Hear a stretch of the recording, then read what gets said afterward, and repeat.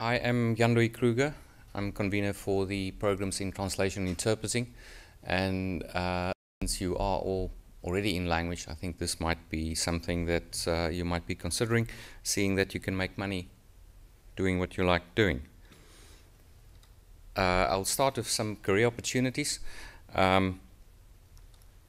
It's not as simple as defining one specific role as translator or interpreter. That may have been the case a decade ago or even 5 years ago. It was much easier to give you a definition of what these two careers offer. But the profession has changed quite dramatically with the advent of many technological developments. So there's a lot that's currently being done by machines, by computers, that was previously done by translators in dingy offices, slaving away late at night.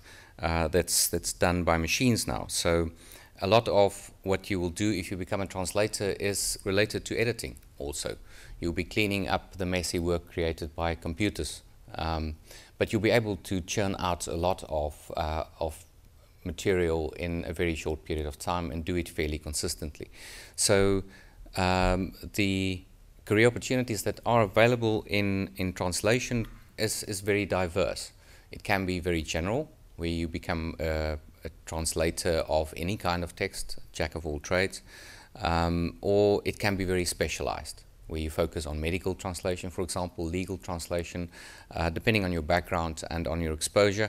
And translators, like editors, become specialists as they go along. They keep on learning new skills, and you may start out in one field and then become specialized in another.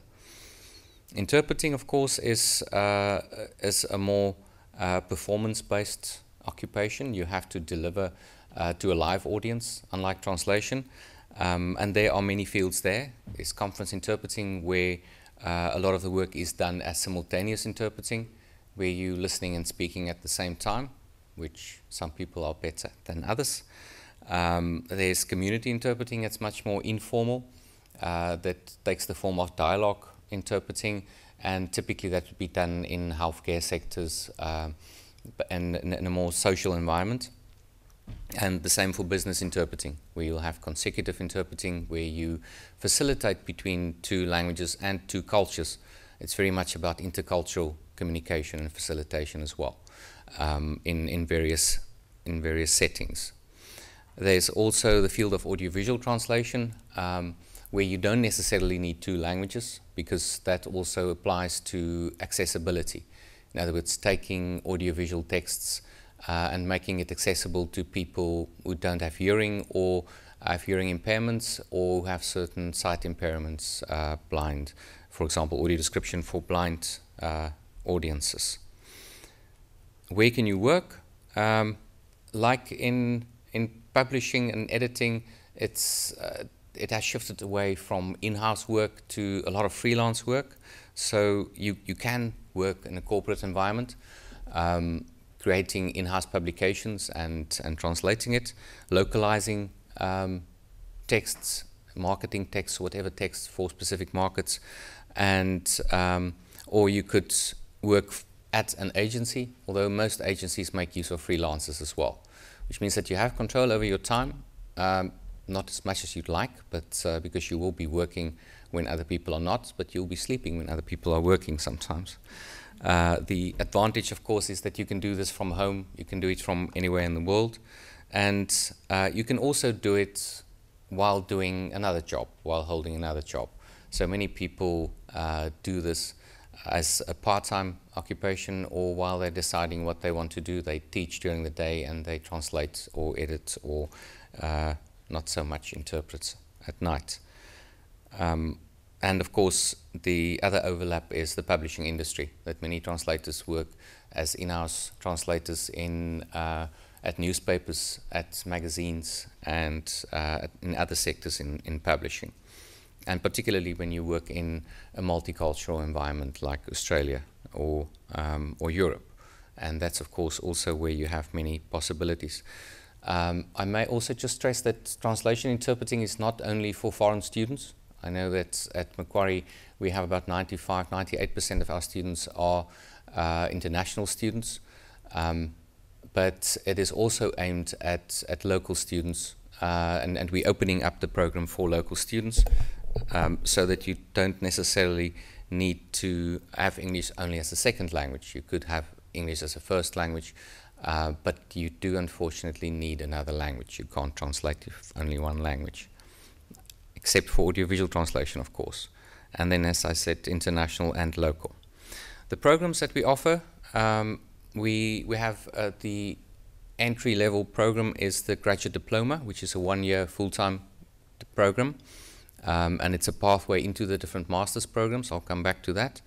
And in this, as in our other postgraduate degrees or programs, 50% of what you do will be practical translation and interpreting. We structured it in such a way that you will do both translation and interpreting. Half of the practical work will be in translation and half in interpreting, because you'll be gaining skills in both modes that will benefit the other mode as well. You also do a practicum in the second semester. If you do the master, you can do it in your third semester. And there we try to expose you to real life scenarios. We try to introduce you to clients, that you get an idea of what it is like to go out and earn money as a translator and interpreter.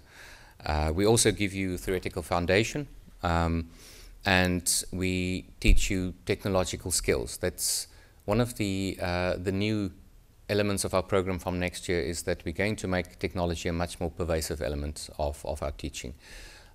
You will be using translation memory tools, machine translation tools, from the very first semester in your practical translation exercises, and also in your preparation for interpreting exercises.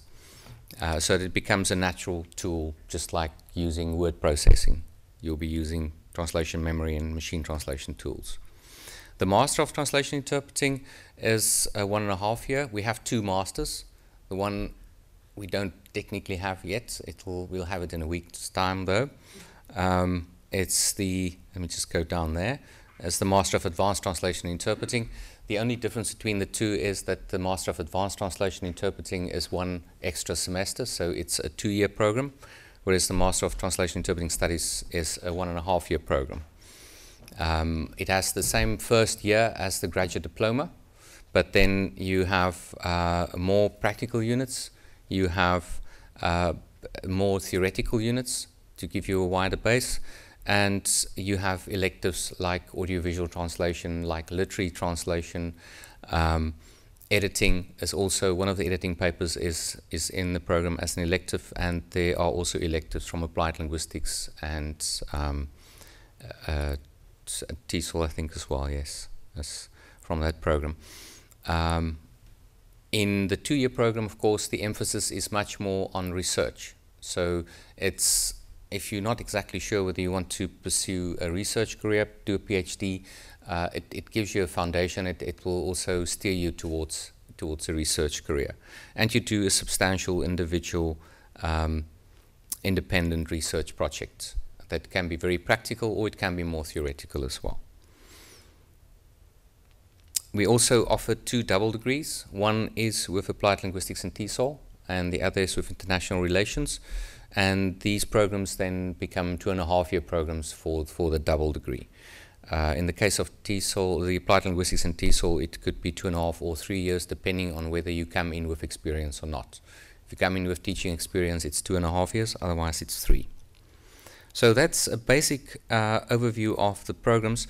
You'll be doing a lot of practical translation and interpreting in tutorials. We offer our programs in different language streams.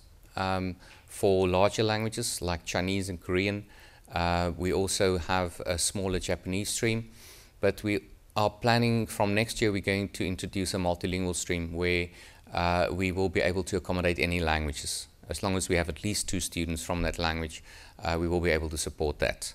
And the emphasis might not be in working in both directions, but rather in working from a second into a first language.